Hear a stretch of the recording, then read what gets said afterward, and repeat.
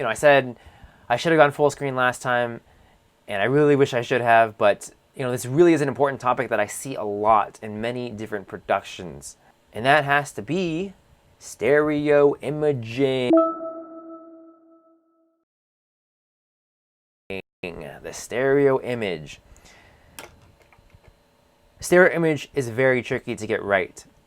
Each different genre will have its own specific frequency or stereo image as far as where elements go. Your kick and really main elements like that will have will be in the center and will of course be in similar spots in most all genres. But the small intricate details of like the bass line, maybe the lead, certain effects in the mix, those might be mixed in the stereo field a little bit differently.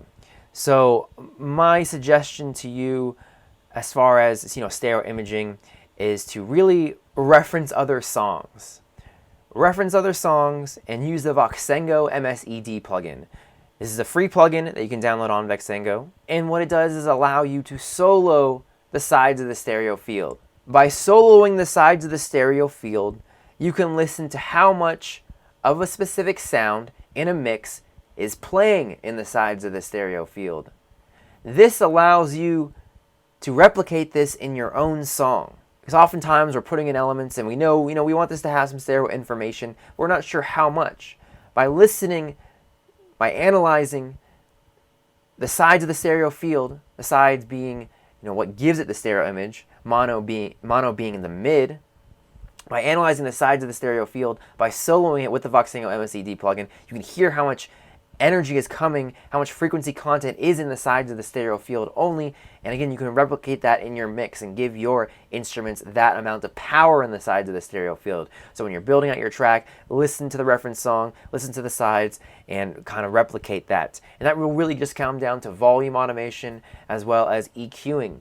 And the good thing about the Voxengo MSED plugin is you can not only solo the sides of the stereo field, but you can add in gain to the sides of the stereo field on whatever sound or groups of sounds that the plugin is on. So let's say you have a bass line, you have a bass line in your track, you reference your reference track, and you hear that the bass line has more sides of the stereo field in the bass line.